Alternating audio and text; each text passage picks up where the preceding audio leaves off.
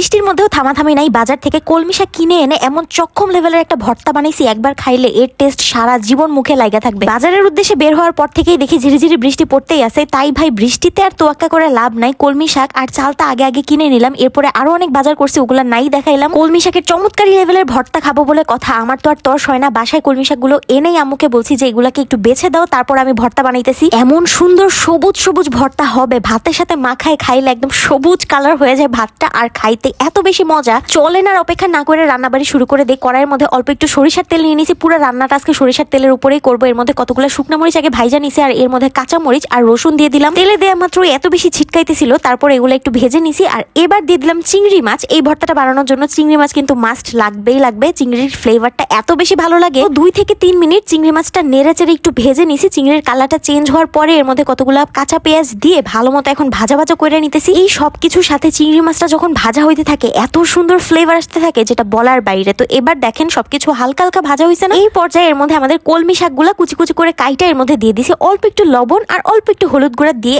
এখন সবকিছু একসাথে ভাজা ভাজা করে নিতে হবে। মোট কথা শাকটা একদম ভালো মতো ভাজি করে নিব আগে চিংড়ি মাছের সাথেই, কিন্তু খেয়াল থাকে যাতে শাকের কালারটা যাতে সবুজ সবুজ অবস্থায় থাকে। এর জন্যই আমরা শেষে শাকটা অ্যাড করছি, আর তারপর বেশিক্ষণ লাগায় ভাজি করি নাই, কোনো মতে শাকটা সেদ্ধ হওয়ার অপেক্ষায় ছিলাম। আর এই তো খুব ভালো মতো ভাজা ভাজা কিন্তু হয়ে গেছে, এখন এটা নামাই নিতে হবে। আর এই জিনিসটাই আমরা ভর্তা বানাবো। এখন অনেকের মাথায় আসতে পারে যে এই শাক ভাজিটাই তো ভাত দিয়ে মাইখা খায় ফেলতে পারি, কিন্তু ভাই ভর্তা বানানোর পর যে এটার ফ্লেভার একসাথে মিশে যায় ওই মজাটা কিভাবে পাবেন? আর আমি এতক্ষণে বাজার থেকে আইসা জামাও বদলাই নাই, ওইভাবেই কাজকামে লাগা পড়ছি, কারণ এমনিতেই আস্তে আস্তে অনেক লেট হয়ে গেছিল। আর আমার তো এত বেশি খিদা লেগে গেছিল যে তাড়াতাড়ি করে ভর্তাটা বানাই, ভাত দিয়ে আগে খায় নেই, তারপর সবকিছু হবে। তো তার জন্য আগে আগে ভর্তাটা বানাই নিতেছিলাম। এই শাকের ভাজাভুজি সবকিছু একসাথে নিয়ে এর মধ্যে কিন্তু আবার স্বাদ মতো লবণটাও দেওয়া লাগছে, এটা কিন্তু আবার বুঝে দিবেন, কারণ শাকের ভাজিটা যখন করতেছিলাম তখন কিন্তু অল্প একটু লবণ দেওয়া হয়েছিল, তাই এখন আবার অনেক বেশি লবণ দেই নাই, অল্প একটু পরিমাণ বুঝেই দিছি। আর এখন খুব ভালো মতো বাটাবুটি কিন্তু শেষ হয়ে গেছে, একদম মিহি করে যতটুকু সম্ভব হয়েছে ওইভাবে বাটছি। আমি আবার শিল্পাটা এত বেশি বাটাবাটি করতে পারি নাই, এখনো এই জিনিসটা আমি ভালো মতো শিখে উঠতে পারি নাই, তারপরও আলহামদুলিল্লাহ যতটুকু পারছি। আর এখন এই ভর্তার মধ্যে অল্প একটু সরিষার তেল মাখাই নিচ্ছি, যদিও পুরো রান্নাটাই কিন্তু আমরা সরিষার তেলের মধ্যেই করছিলাম। তারপরে এই পর্যায়ে অল্প একটু সরিষার তেল মাখাই নিলাম, কারণ ভর্তা আবার সরিষার তেল না মাখাই নিলে ভালোই লাগে না খাইতে। আর বিশ্বাস করবেন কিনা জানি না,